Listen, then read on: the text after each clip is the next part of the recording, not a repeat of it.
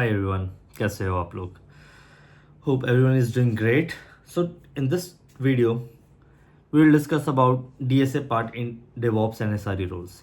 So do we really need DSA for DevOps? This is a very common questions that every person who is new in this field or who want to pursue DevOps as a career or SRE as a career, right? So everyone is quite confused and they think that DSA is not required or DSA is required. So they don't have a very clear idea on this topic. So I thought that I will make this video because even when I was preparing for DevOps role, right?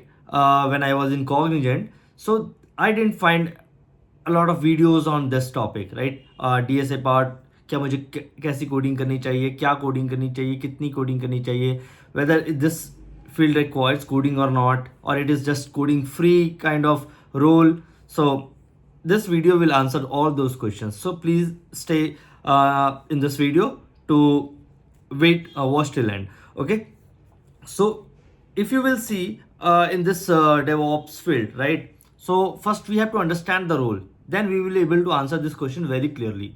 And it also depends what kind of companies you are targeting and for what kind of companies you are preparing for. Whether you go for service-based companies or you are going for product-based company, what is your end goal, right? So this is a very foremost thing you need to be clear in your mind.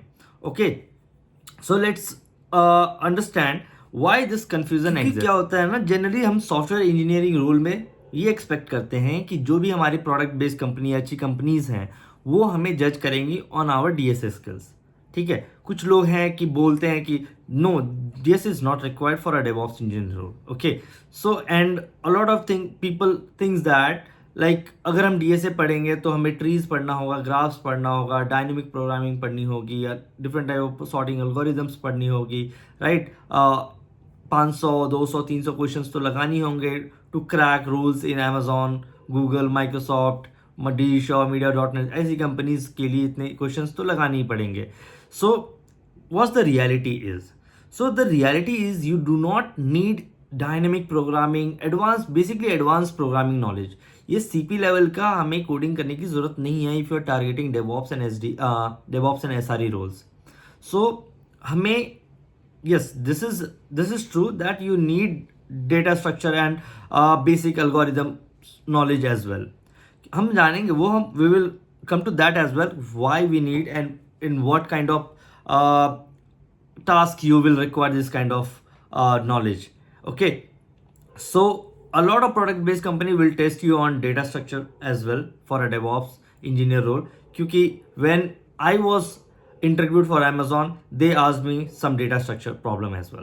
अब वो किस तरह का problem था वो that we will discuss. Okay, so first of all हमें पता चल गया why confusion exists, right? So what does actually DevOps require? So going forward we need to understand why DevOps actually requires, what DevOps actually requires. So DevOps will be requiring कि आपको आना चाहिए कि भाई आपको ऑटोमेशन का scripting आना चाहिए, ऑटोमेशन करने आना चाहिए. ऑटोमेशन के लिए क्या चाहिए होगा? आपको स्क्रिप्टिंग नॉलेज पता होनी चाहिए, स्क्रिप्टिंग पता होनी चाहिए. तो स्क्रिप्टिंग के लिए क्या जानना पड़ेगा?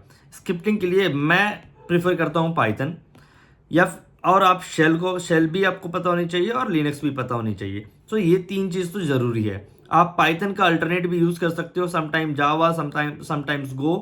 ओके, जावा या गो भी आप यूज़ कर सकते हैं क्योंकि ये भी एक स्क्रिप्टिंग प्रोग्रामिंग लैंग्वेज है.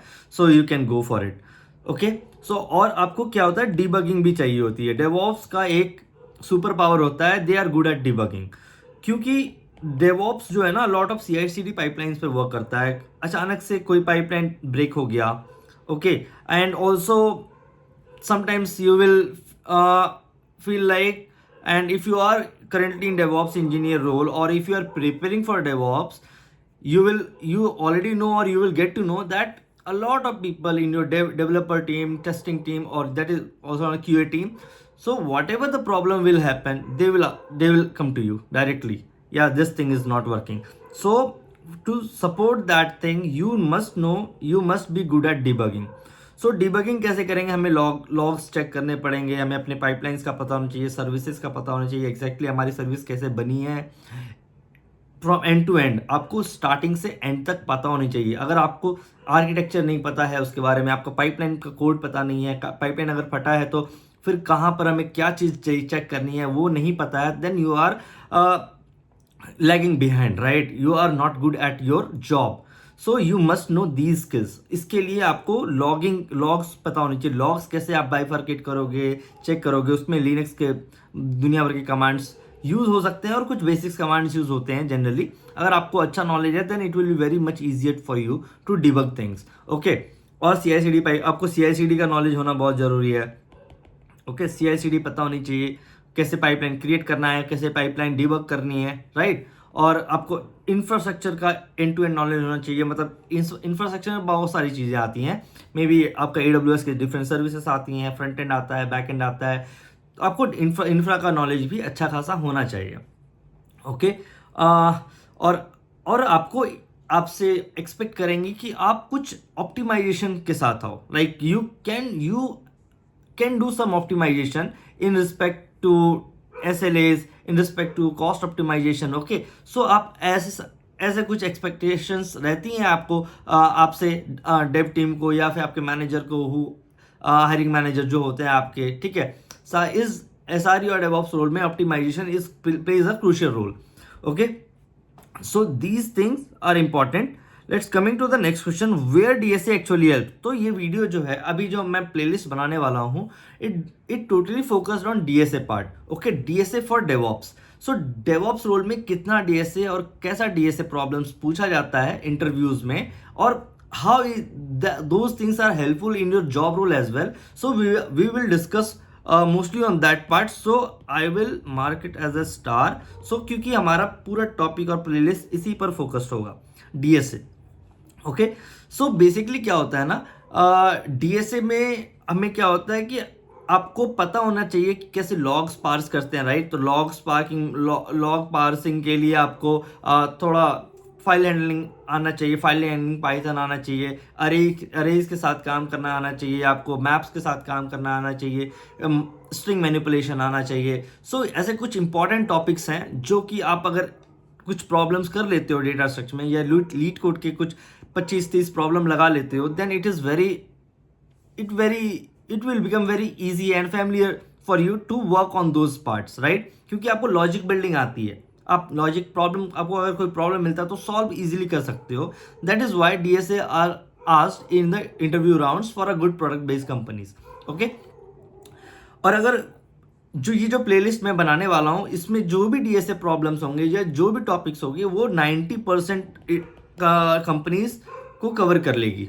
You can crack 90% of the companies if you follow this playlist till the end and you go one by one to each and every videos and every problem. तो इससे क्या होगा, आपका concept clear हो जाएगा and एक clear path मिल जाएगा। इससे ज़्यादा आपको करने की ज़रूरत भी नहीं है, ओके।